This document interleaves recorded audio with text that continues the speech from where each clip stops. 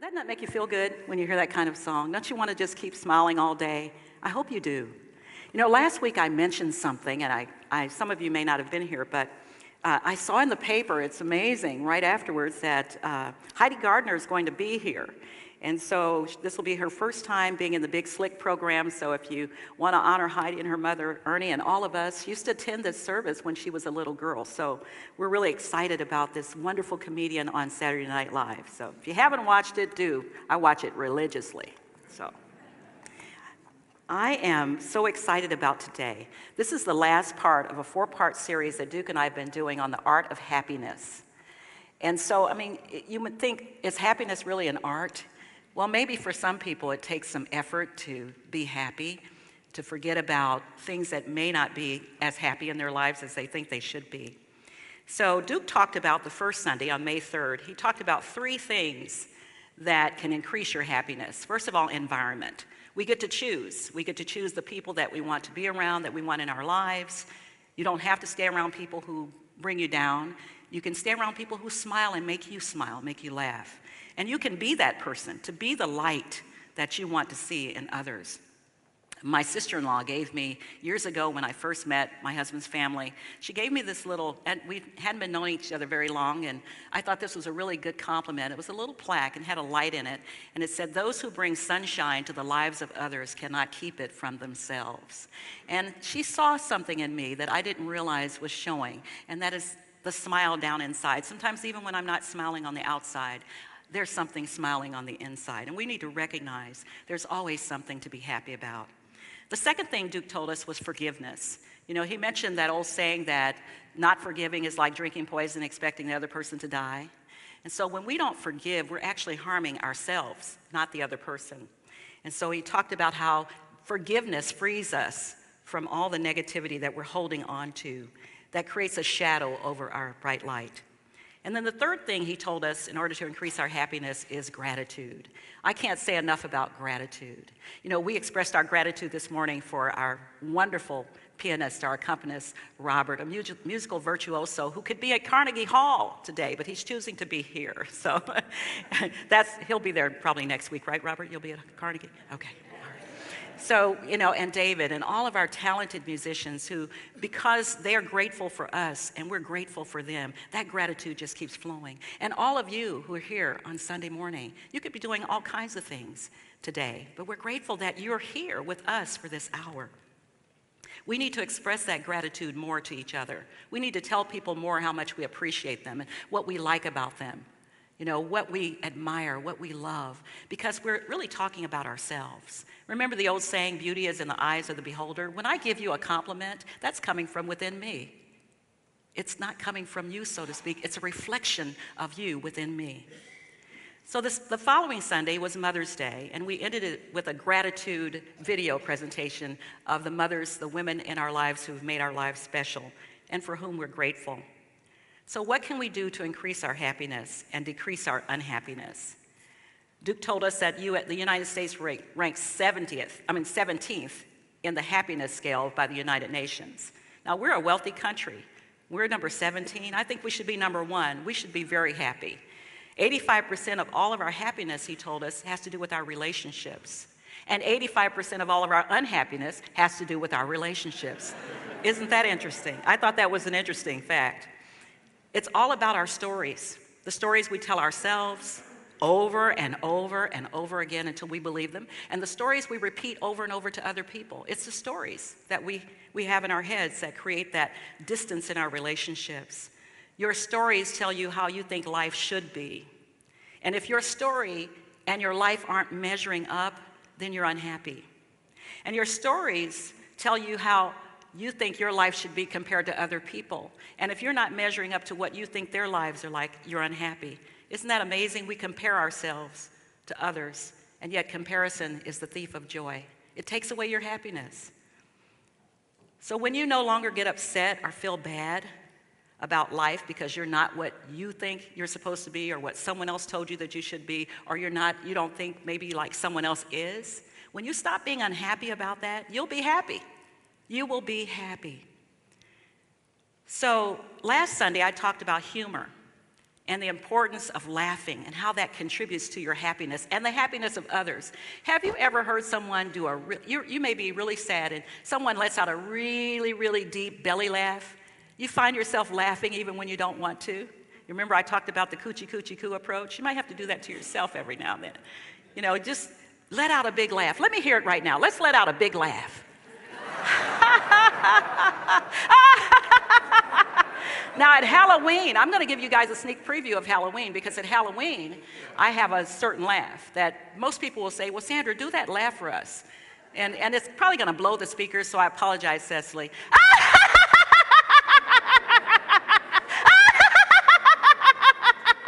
So you get it? It's good to laugh. It just makes you feel good. When I laugh like that, sometimes I start coughing. You know, there's stuff in there that needs to come out, and it's just been waiting for me to laugh. A man asked a guru, what is the secret of eternal happiness? And the wise guru said, to not argue with a fool. And the man said, I disagree. And the wise guru said, yes, you're right.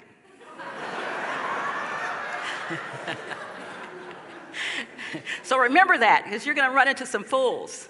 If not today, trust me, there will be somebody on the road or somewhere. You know, they're going to try to cut you off in traffic. Just let them go.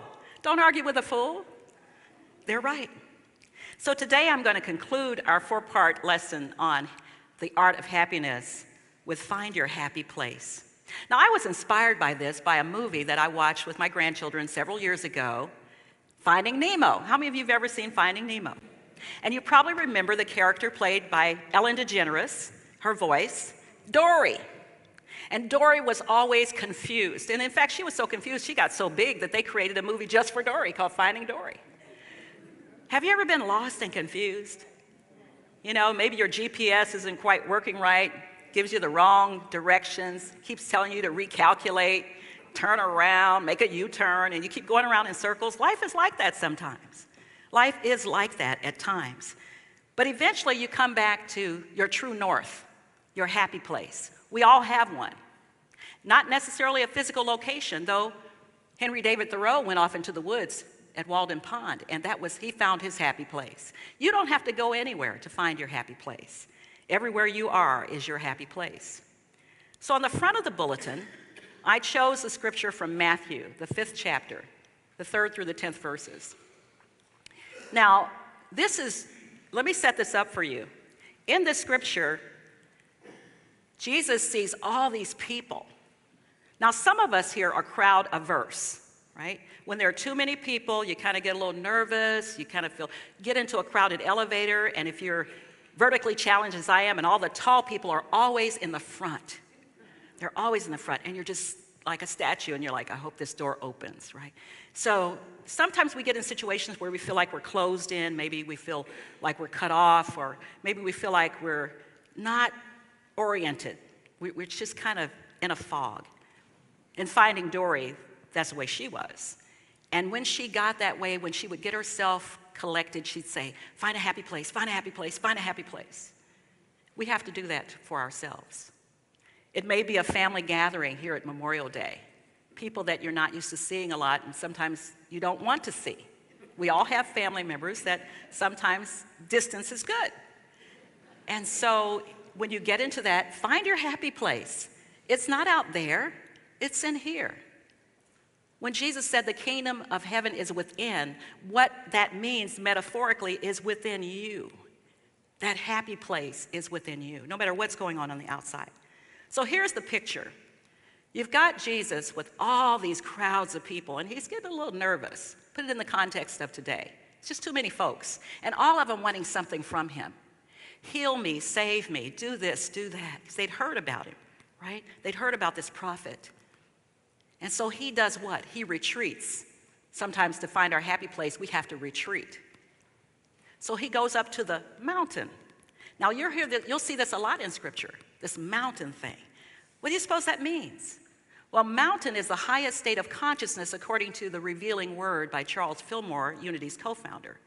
It's that elevated state of mind. It's the Christ in you. So Jesus goes up to this elevated state and he calls his disciples together privately. He always calls them for a purpose. He's going to teach them something. So he says, I want to teach you about how to be happy. Now I'm putting this in my vernacular. You know, he calls them together. I want to teach you the rules of happiness. And he gives them what we're familiar with, called the B attitudes. The B attitudes. In other words, how to be in order to have an attitude of happiness. Now, the Beatitudes begin with the word blessed. Blessed are they. In Aramaic, which was Jesus' original language, blessed means happy. So I took the liberty of translating on the front of your bulletin the Beatitudes, beginning with the word happy instead of blessed. Happy are the poor in spirit, for theirs is the kingdom of heaven. Happy are they that mourn, for they shall be comforted. Happy are the meek, for they shall inherit the earth. Happy are they that hunger and thirst after righteousness, for they shall be satisfied. Happy are the merciful, for they shall show mercy. Happy are the pure in heart, for they shall see God. Happy are the peacemakers, for they will be called children of God. Happy are they who are persecuted because of righteousness, for theirs is the kingdom of heaven. Now, some of these don't sound really happy, right? They don't sound like, if you're mourning, are you happy? If you're persecuted, are you happy? How does that make you happy? Well, let's start with poor in spirit when we talk about an attitude. I'm not talking about an attitude of poverty, an attitude of not enough, an attitude of less than. We're talking about an attitude of letting go of the ego, the personality side of you.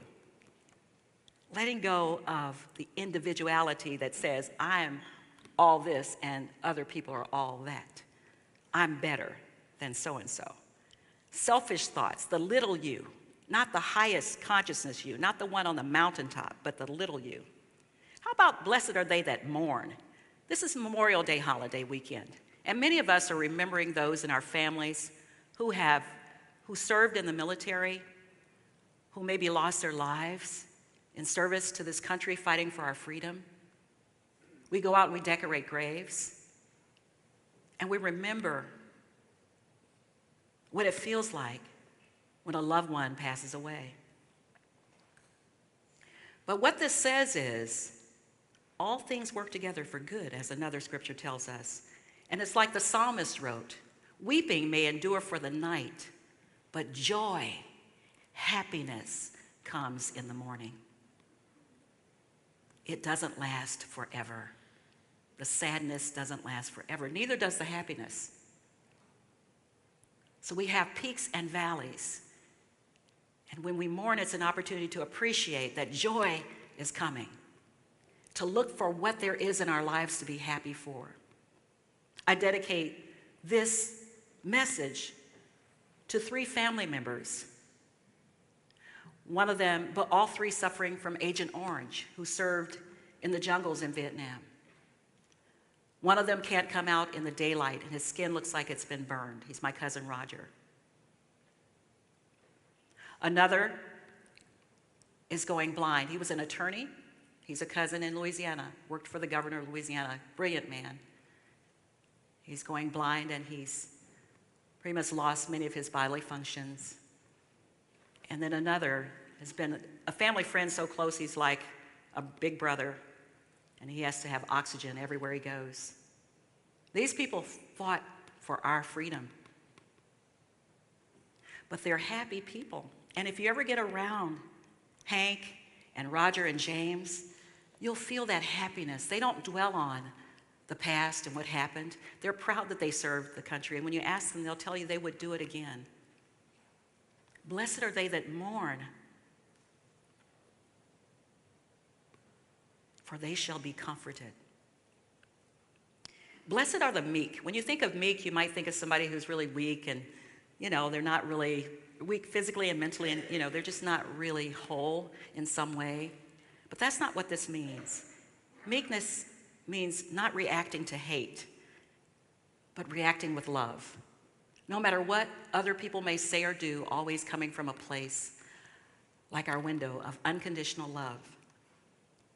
How about righteous?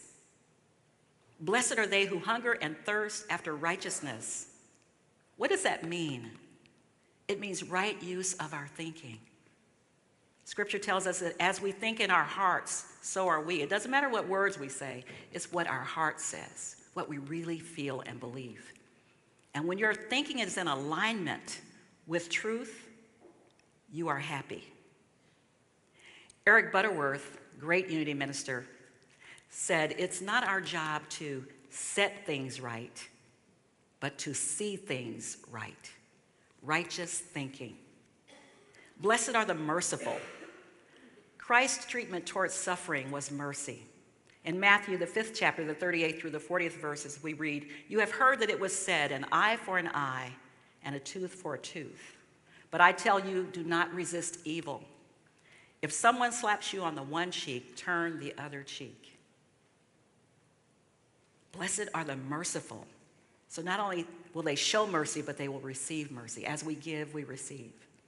Blessed are the pure in heart. Happy are they that are pure in heart, free from anxiety, free from resentment, free from jealousy. Seeing the Christ in everyone we meet is being pure in heart. And you're happy when you do that. Blessed are happy are the peacemakers, looking for the good in everyone in every situation.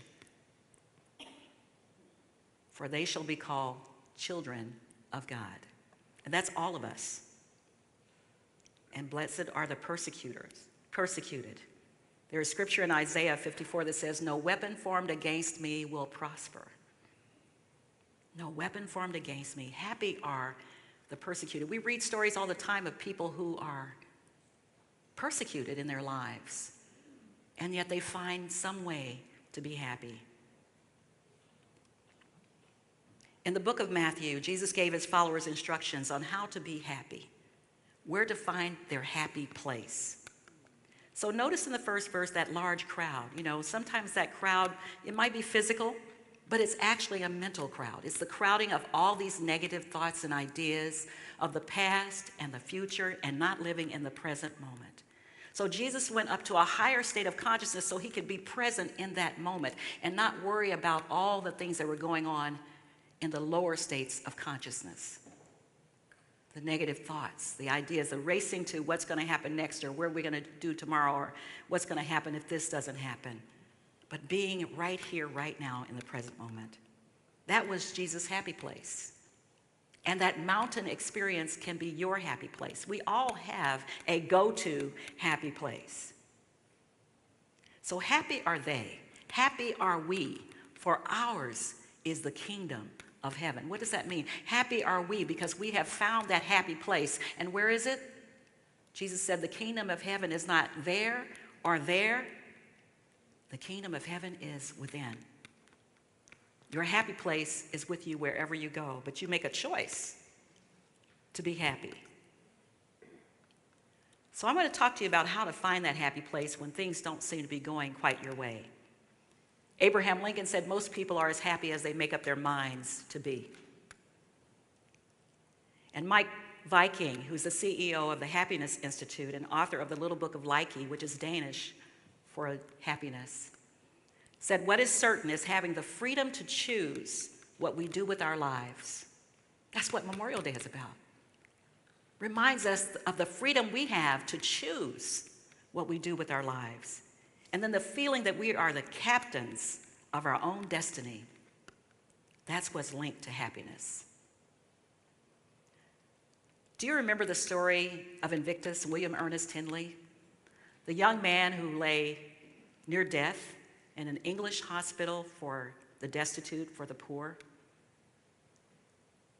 And the doctors had already removed one foot, and they told him that they couldn't save his other foot. And he had nobody to turn to, and I'm sure he was in tears, and I'm sure he wasn't happy with that news. He was young. He had the whole world ahead of him. But now he wouldn't even be able to walk. And then one night, laying in that dark, damp hospital room, he heard something and he wrote it down. Something that came from that place within, that kingdom of heaven inside him, that happy place. And the words you've heard many times, out of the night that covers me, black as a pit from pole to pole, I thank whatever gods may be for my unconquerable soul. In the fell clutch of circumstance, I have not winced nor cried aloud. Under the bludgeonings of chance, my head is bloody but unbowed. It matters not how straight the gate, how toiled with punishments the scroll. I am the master of my fate. I am the captain of my soul. William Ernest Henley found in the darkest night of his soul his happy place, the kingdom of heaven within. Now, I love TV, as you know, and I love commercials. In fact, I don't even like to watch the Super Bowl. I just like the commercials. And Tom Bodett has always been one of my favorites. You know Tom Bodett. We'll keep the light on for you. He's been the voice of Motel 6 for many years. And he said something about 3 things that you need in order to be truly happy in this world. He said you need someone to love. Now, let me clarify that. You got to start with you. You're your first love. You should be in love with yourself, not to the point of being arrogant, but knowing who you are and whose you are. Loving yourself. Scripture says, love yourself and love your neighbor as yourself. So you can't find somebody to love if you don't love yourself first. And then he said you need something to do, something that gives you joy, something that just creates passion for you. And finally, he said something to hope for. According to a 2017 Harris poll, only 33% of American adults who responded say they are very happy. 33%. I wonder which ones of those numbers we are. Overall, happiness in this country has been declining in the past decade. Some say it's the tumultuous political climate, it's the economy, their pessimistic attitudes about the future. We're all in our texting and we're so busy not connecting to other people. But before you can find your happy place, you need to get rid of some of that clutter. Stop living for others and live for you. What do you want to do? What is your purpose? Stop comparing yourself to other people. There'll always be somebody ahead of you in the line. There'll always be somebody that you think is smarter, better, has more. But that's not your life. Be grateful for who you are and where you are. Stop chasing happiness. You know, our Constitution, our preamble says it's the pursuit of happiness. We are guaranteed certain inalienable rights, and among those are the right to the pursuit of happiness. You don't have to pursue happiness. It's already there. It's in you. So I want to close with the idea that in order to start your own be attitude, sorry for the clicking, I think it's fallen off my ear. Be happy in this very moment, right now. Just decide right now, all of you, just decide, I'm going to be happy right now. I don't care what's going on at home, outside, the traffic, maybe the weather's getting ready to change, there's going to be another storm. I'm not worried about that. I'm going to be happy right now. Be forgiving. Life is too short to hold grudges. So if there's anyone you haven't forgiven, today is your day. You don't have to even tell them. Just forgive them in your heart. It'd be nice if you'd say it. Be joyful. Laugh often. Laughter increases the endorphins, that feel-good hormone in your body. Be humble. Apologize if you need to. And be grateful. Let go of what you can't change. Maya Angelou said, if you don't like something, change it. And if you can't change it, change your attitude about it. Establish your own be attitude. So where is your happy place? Where is that place that gives you the greatest joy? I invite you now to take that thought in your mind. Find that happy place, that center of gravity that grounds you as we go into meditation.